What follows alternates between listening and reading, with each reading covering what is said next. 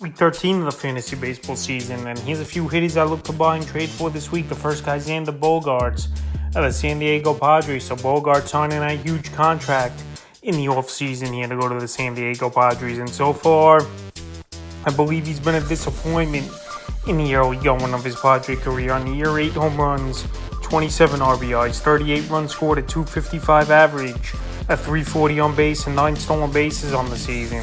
And over the last couple weeks here, really hasn't done much as Bogaerts. 1 home run, 5 RBIs, 3 stolen bases, 3 runs scored, a 239 average, and a 327 on base. But Bogaerts maybe he's adjusting to the National League a little bit.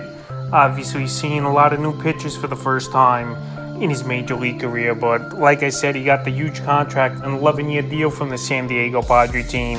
And right now, he's not producing to the numbers we know he's capable of. June 23rd versus the Nats, 2 for 5, a home and 3 RBIs. June 24th versus the Nats, 0 for 3. June 25th versus the Nats, 1 for 4. June 27th at the Pirates, 1 for 4 run. And June 28th at the Pirates, 2 for 4 with an RBI. So right now, it's good to see he's on a 3-game hitting streak as Bogaerts, but the power still hasn't been there. Driving in runs hasn't been there at all. 27 RBIs on the season here for Xander Bogaerts, and hopefully he could turn things around because he's still hitting in the meat of the order here, 5th usually for this Padre team. And I know this Padre team, for whatever reason this season, is struggling hitting the baseball, but I think Bogaerts, he could turn things around, and he's definitely due to do that. So right now, while he hasn't done much this year, like I mentioned, and we know shortstop is a weak position in fantasy baseball, he's a hitter I would make a deal for this week. Next guy, JT Realmuto of the Philadelphia Phillies. So Realmuto, the numbers this season, they haven't been great either. 8 home runs, 28 RBIs, 30 runs scored, 10 stolen bases, a 252 average, and a 310 on base. And over the last 2 weeks, he's pretty much been non-existent for fantasy owners. 2 home runs, 3 RBIs, and 4 runs scored. So Realmuto, even last season, he got off to a very slow start. And then second half, just like the rest of this Philadelphia Philly team, he got things going and helped them get to the World Series. But obviously, they fell short. But anyway, Realmuto, still one of the best catchers in the game, people believe. But his numbers the last few years, like I said, he starts off slow and then gets it going, or even struggles pretty much the whole year. So June 22nd, the Braves 0 for 4 run. June 23rd versus the Mets 0 for 2. June 24th versus the Mets 0 for 3. June 25th versus the Mets 1 for 4 run. And June 28th at the Cubs 0 for 3 in that one. So right here, Realmuto, he's not hitting right now. He's in a slump. But like I said, catches a weak position. And he's a hitter that has been a second-half hitter. And a guy that wouldn't surprise me if out of nowhere he still finishes the season with 20 to 25 home runs with 80, 90 RBIs. The next hit is his teammate Bryce Harper of the Philadelphia Phillies. So Bryce Harper still making his way back from the Tommy John injury. And we know he came back about 2-3 months earlier than he was expected to. So on the year, 3 home runs, 18 RBIs, 28 runs scored, 5 stolen bases, a 279 average, and a 382 on base. So the batting average has been pretty good here for Bryce Harper, considering all his other stats haven't really lived up to par for Bryce Harper. In the last couple weeks for him, Harper, he hasn't done much as well. No home runs, 3 RBIs, 3 runs scored, a 211 average, and a 333 on base. Obviously recovering from Tommy John. We know it's for pitchers more than hitters that it affects, and long term they're out. But right now, Harper's still working his way back. He's already 176 at-bats into his season here. So I think by the time he gets to 230, 250 at-bats, things will start getting for Harper. We know he's a great talent. We know he's one of the better players in the league. But just injuries have been a concern for him on and off over the last few seasons. June 23rd versus the Mets 1 for 3 in RBI. June 24th versus the Mets 0 for 3. June 25th versus the Mets 0 for 3 with a run. June 27th at the Cubs 0 for 4. And June 28th at the Cubs in that one 1 for 4 with an RBI. So right now, well, he's pretty much hasn't done anything the last 2 weeks is Harper. And we know once he could get things going and get a little bit healthier, because he's still only DHing for this Philly team, which saves his legs, obviously. And he don't got to play the field until further notice, till they believe he's ready. But right now, I think that's not going to happen till the All-Star break or later. And also, he might even be a first baseman the rest of the season, which saves his body a little bit as well. Where Rhys Hoskins obviously going to be out for the year still with the torn ACL. So right now, Harper, we know, is a great talent.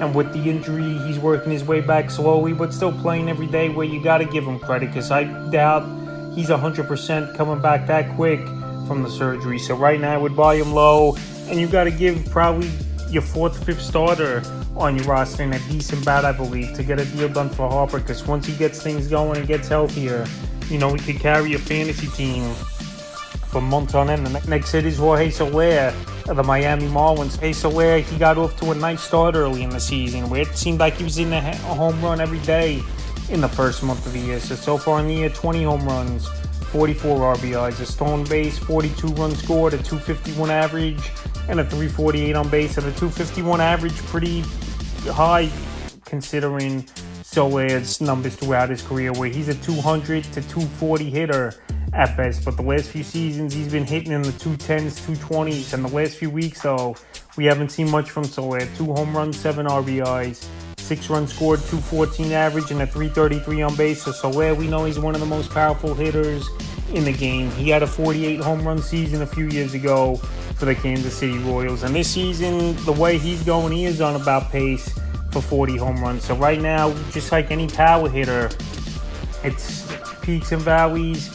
And some weeks you're not going to do much, and then in a month you can hit 12 home runs. And that's exactly the case here for Jorge Soler and this resurgence of this Miami Marlin team this season. June 23rd versus the Pirates, 1 for 4. June 24th versus the Pirates, 0 for 4. June 25th versus the Pirates, 0 for 1. June 27th in Boston, 2 for 5, a run and a rib. And June 28th at the Red Sox in that one, 0 for 3 with a run. So right now, like I said, he hasn't done much in the last few weeks here. Is Jorge Soler, but it just takes a couple home runs to get him back going again, where he could carry a team for a month about with power and RBI. So right now, while that's all down across the board since May, he's a perfect buy low hitter this week, because once he gets on that hot streak, we know what he's capable of. And I think you give up a middle of the pack type of starting pitcher to get him on your roster. And the 5th and final hitter I look to buy and trade for here is Giancarlo Stanton of the New York Yankees. So Stanton, just like Jorge Soler, he's the classic power hitter at this point in his career. Where I know Stanton many years ago was an MVP in this league with 59 home runs for the Miami Marlins, but those best days are behind him, where he did it all.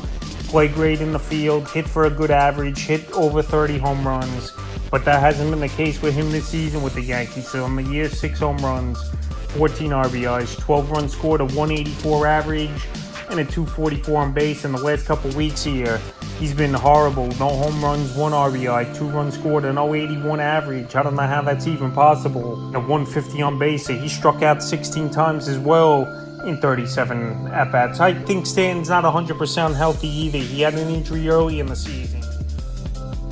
Even though he's in the worst slump of his major league career, he is Giancarlo Stanton. But like I said with Soler, same goes for Stanton. It takes a home run or 2 to get him back going. And then once he gets hot, he can carry a fantasy team for a while. And right now, well, he's way below the Mendoza line, and he's pretty much been non-existent this season in fantasy baseball. He's a perfect buy low candidate, and you got to give up probably a back-end starter in your rotation or another hitter who's just being decent and putting up better numbers than Stanton has in the last month. So the last few games for Stanton: June 22nd versus the Mariners, 0 for 3. June 23rd versus the Rangers, 0 for 4. June 24th versus the Rangers, 1 for 3. June 25th versus the Rangers, 1 for 3, a run and a rib. And June 27th versus at Oakland, 0 for 4. So right now, like I said, he hasn't done nothing to Stanton. It's he's maybe not 100% either, but he's been back now the last few weeks for this Yankee team.